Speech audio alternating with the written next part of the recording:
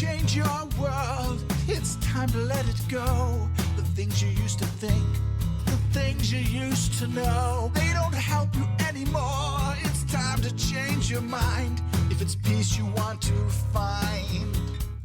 This is Kurt Kaikonen, pastor of Calvary Chapel, Waterford, at your neighborhood church. Today on Change Your World, we'll be in the book of Exodus. So grab your Bible and let's get started.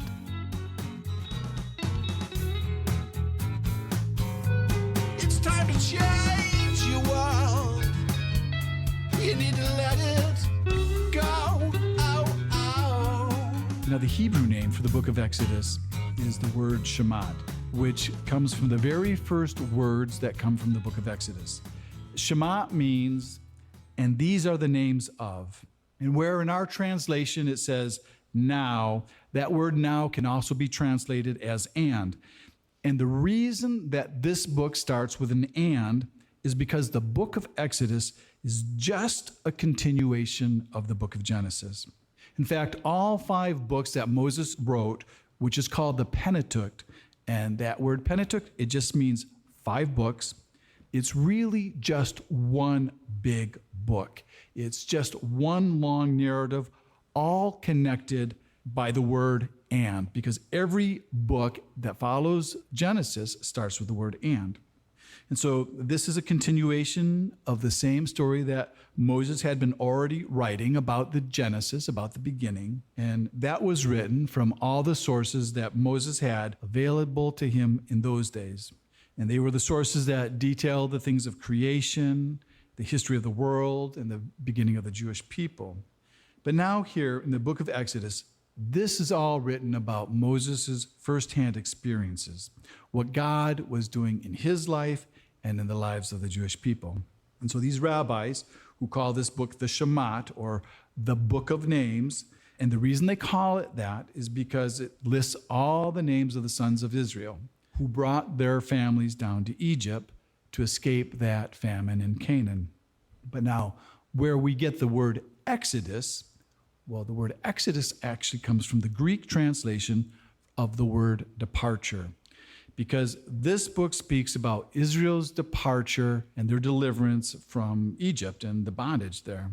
And some people will argue that the book of Exodus wasn't really written by Moses, but there is absolutely no reason to doubt its authorship, because Jesus said it was written by Moses, because when he quoted from Exodus, he actually called it the book of Moses. So when we last left the book of Genesis last year, we ended with the death of Joseph, where he says goodbye to his brothers and he says goodbye to his sons. Now we're told that they all died, and now we're learning what's happening to their children since we last left them. It's about this family of 70 that was not including Joseph and his sons, because they were already in Egypt. And it says that they were fruitful, and that is an underestimation, because this passage that we read in verse 7 is emphasizing how fruitful they actually were, because all these phrases in verse 7 are all connected by the word and it uses that word and 5 times because it's really trying to emphasize this point. And it says they were fruitful, and then it says and increased abundantly, and they multiplied, and grew exceedingly mighty, and the land was filled with them. And really, how many times can you say the same thing? So basically, there is a lot of them. So this is an underestimation of how much Israel grew, because this little family of only 75 people, by the time of the Exodus, had become a nation somewhere between 2 to 3 million people. And how they get that number is because we're told in the book of Numbers that there are 600,000 males that were between the ages of 20 years and 50 years. And so if you add all the males that were under 20 years old and all the males that were over 50 years, and then you put in the women and the children, and you add that to these 600,000 men, you get a number of about 3 million people. And so all this growth was accomplished in approximately 300 years, and it's all between the death of Joseph and the birth of Moses, which means that the population of Israel had to double every 25 years.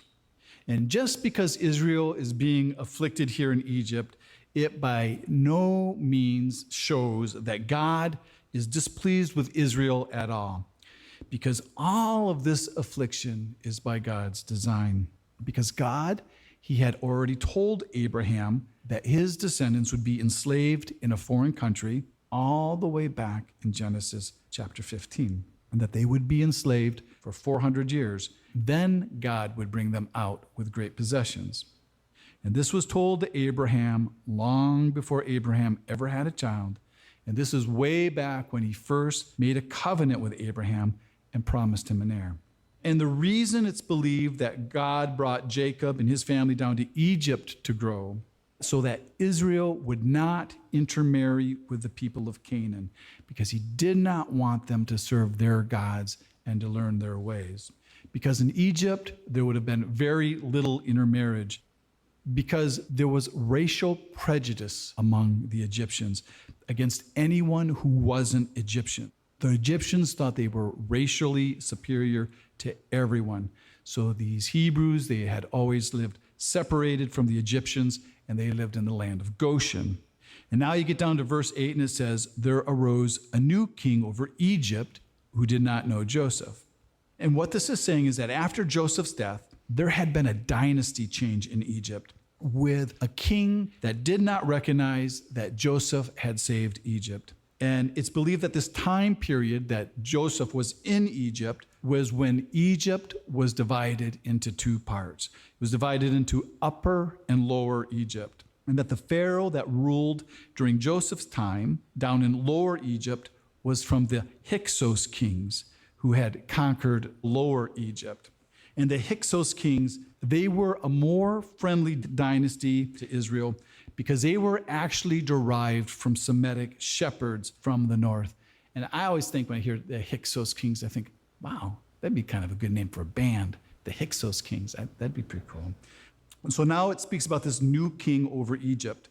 And so now it's talking about this racially pure Egyptian king from the 18th dynasty who unified both Upper and Lower Egypt. And he's believed to be the Pharaoh Amasis, where Amasis, he didn't think Joseph's descendants in the same way that the Hyksos kings did, where it says he didn't know Joseph.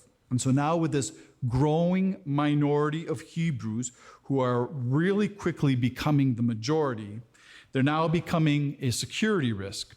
And Pharaoh Amasis, he's in fear that the Hyksos kings, that they're going to return. And if they return, that the Hebrews will join forces with them and fight against Egypt.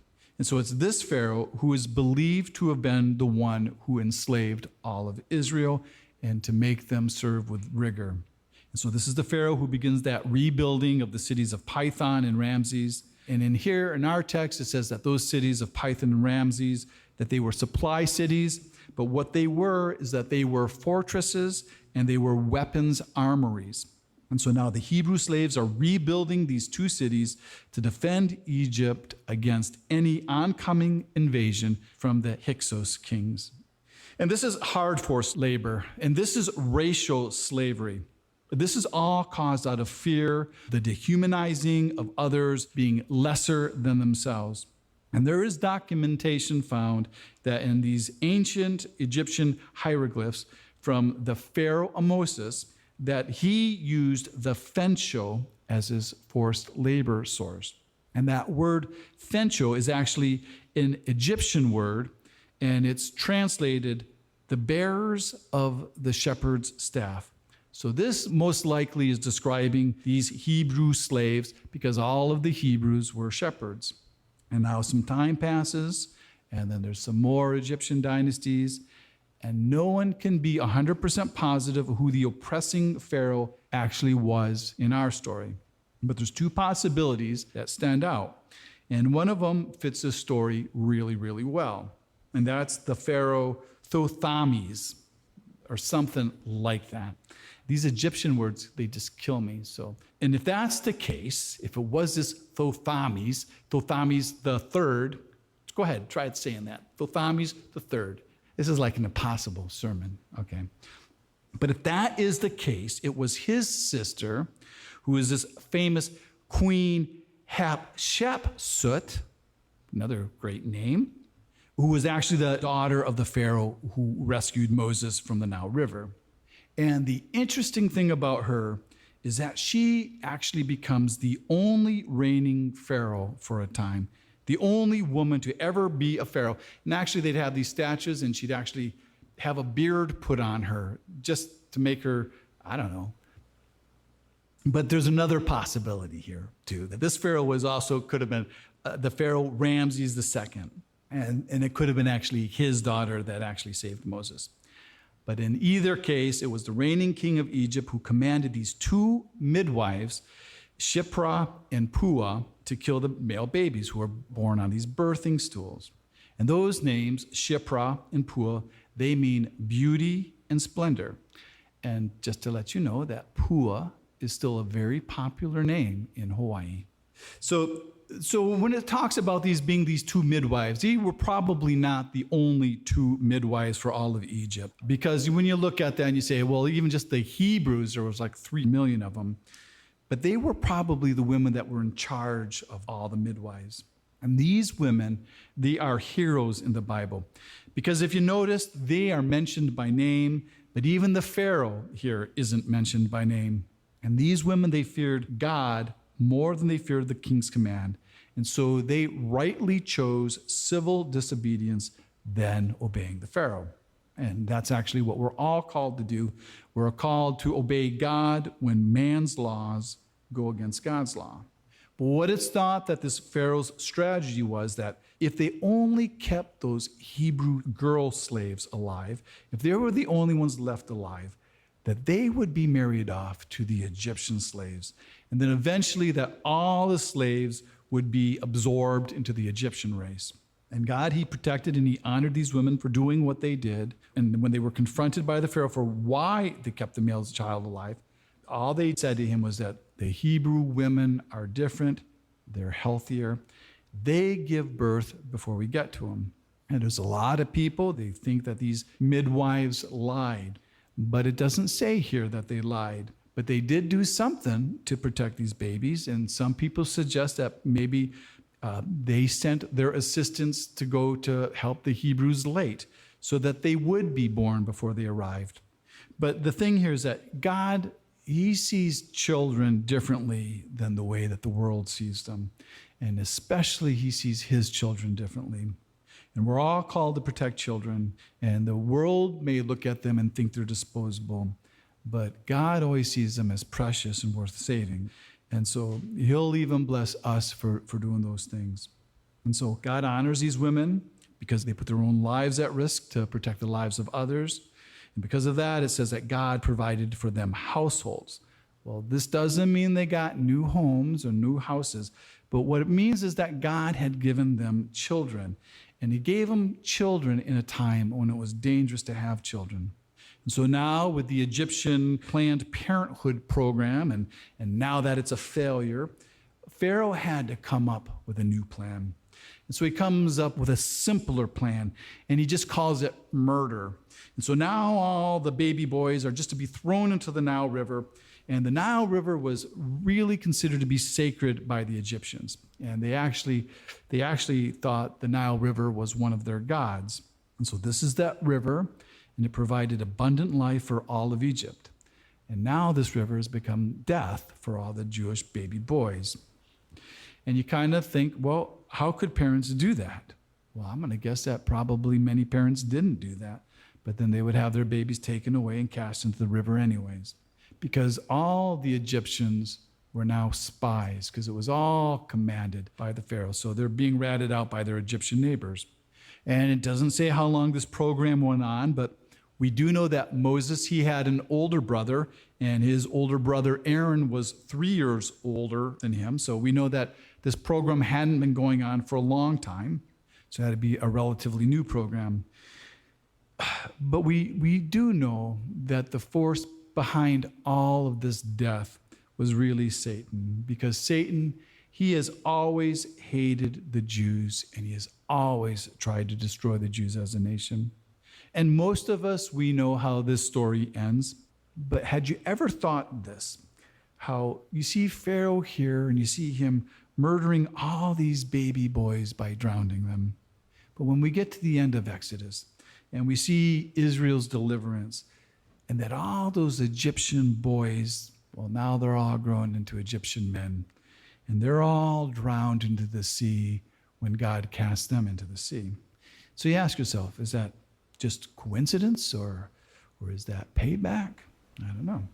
And now we go on to chapter 2, and we're told that both this husband and wife, that they are both descended from the tribe of Levi, and that they conceived and they had a son. And that probably was a sad day for them. And it doesn't tell us here, but we know that the husband's name is Amram and his wife's name is Jochebed. And this baby is their third child. And so they have this firstborn daughter named Miriam, and she's about 10 or 11 years old here. And then there's Aaron, who's just a toddler, and he's 3 years old. And now they have this little illegal newborn baby boy.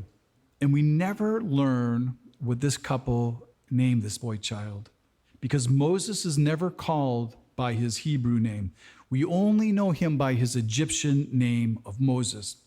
And here, being of the tribe of Levi at this time, it really wasn't that special, because the last thing that we ever heard about Levi is that he was to be separated throughout all of Israel, along with his brother Simeon, because they were violent murderers. So at this time, Levi was not a tribe of priests, but they're just one tribe among a bunch of other tribes that are all slaves. But Jochebed, she knew that there was something different about this baby boy, because God had made this baby boy too beautiful. And so she knew that there had to be a purpose for him, and there was no way that she could destroy him. And there really had to be something really special about Moses' looks, because even Pharaoh's daughter, she must have thought he was beautiful, because she wanted that baby. And you wouldn't think of her really wanting some ugly Hebrew baby boy. Not that there's such a thing as an ugly baby. There's just some babies that are just more beautiful than other babies.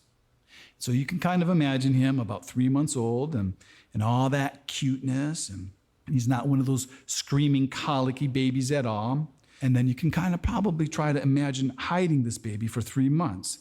And you're probably hoping that he doesn't cry too loud.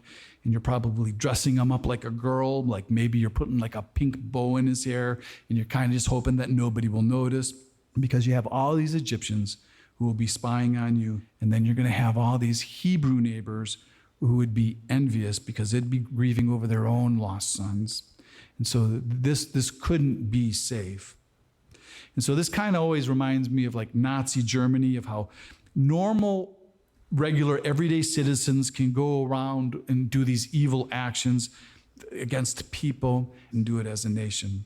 And so Jochebed, she defies the Pharaoh's edict, and this could have cost her life. But she does do what the Pharaoh commanded. She does follow the letter of the law.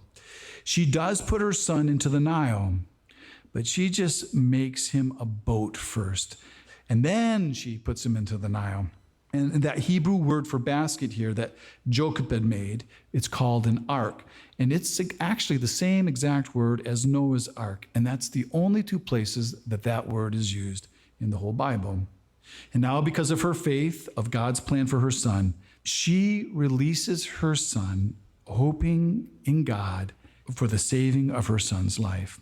And she still has this faith, and it's in the midst of all her neighbors and all her neighbors who are suffering loss and grieving over their own sons, that somehow God will save her son. But to do this, she had to consistently and continually release her son into God's care. She could not hold on to him for her own purposes. She couldn't keep him, because if she did, she would have lost him, just like all the other mothers. And this is just a good place for us to remind ourselves that when God gives us something wonderful or something beautiful like this child, that you have to release it back to the Lord for his purposes, that it's not given to you to hold on to with all your might. So you need to release it back to God. And there's times that we have to do this with our own children, But sometimes it's not just with children, but it's with anything we have. It can be like our marriages, or it definitely can be with our possessions. But everything we have, God has created for his own purposes. And it's not just for our good, but it's for his plans. And it can only be a blessing to us if we release it in obedience to him. And so now this next scene, I don't know what you picture in your mind, but I do not picture this like that beautiful scene from the movie The Ten Commandments with Charlton Heston. I don't know. I wasn't there. But I see this city as a bunch of oppressed people. It's a bunch of slaves that are living among a bunch of other oppressed people that are slaves. And they all have the same status called poverty. They have nothing. They're living in squalor. And so I picture this of looking like a refugee camp or maybe like a ghetto. So it's like this city of slaves. And I believe that this place was probably far enough away from the beautiful places in the city where the Pharaoh and all his family lived. I don't ever get the impression that they're all living right next door to each other. And so there you have this huge river, and that water was everything in Egypt because it gave life to everything. It's the water that everybody drinks from, and it's what they water all their crops with. And we're told later on in the Bible that this land is not like the land of Canaan, where the land of Canaan was watered by rain showers. But all the watering in Egypt was done by diverting the water from this river to irrigate their crops. So now, along with everything else at the river, now you have these children that are dead on the shore banks and from these babies that are being thrown into the river. And there's no way that Jochebed's going to do that. So she makes that waterproof basket. And I don't know, but I'm going to guess that her journey probably had to have started at night, because I don't think there's any way that she'd be able to carry around this 3-month-old baby boy during the daytime and not be seen by anyone, because he's too big to hide now. So he can't be hidden any longer. And so Jochebed, I believe, with her baby and her basket, along with her little girl Miriam, they go for a long walk down this riverbank at night in the darkness. So I'm going to imagine that they're going to have to walk for a while, because I don't think they would just be a quarter mile down the road, because I don't think Pharaoh's daughter lives next to the ghetto of slaves. And so now you got the three of them, and they're looking out for predators like crocodiles or snakes or tigers or wolves or whatever lurks at the riverbanks in Egypt at night. And so these people, they have no natural hope here. They never read this book. They don't know the ending of the story. They just had to live this out moment by moment. And so there can be no natural expectation that things are really going to turn out very well here. All they have is just a faith. They have a faith that God loves them and that he has a plan and that he will do something, though they have no idea what he will do or even what he can do. But it does seem that they did their research, because they knew where Pharaoh's household went to do their ritual bathing in the Nile. So Jochebed, she had already planned where she was going to leave the little ark with her baby in it.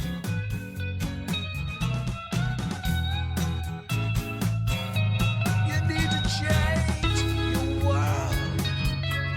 You need to let it go. Oh. Thanks for listening to Change Your World. Change Your World is an outreach of Calvary Chapel, Waterford, and your neighborhood church. If you're listening to Change Your World in the Detroit metro area, why don't you join us for church this Sunday? Our service time is 10 a.m. at Calvary Chapel, Waterford, 183 South Winding Drive, Waterford, Michigan.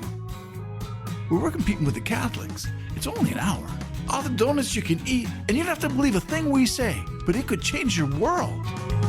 You need to change your world.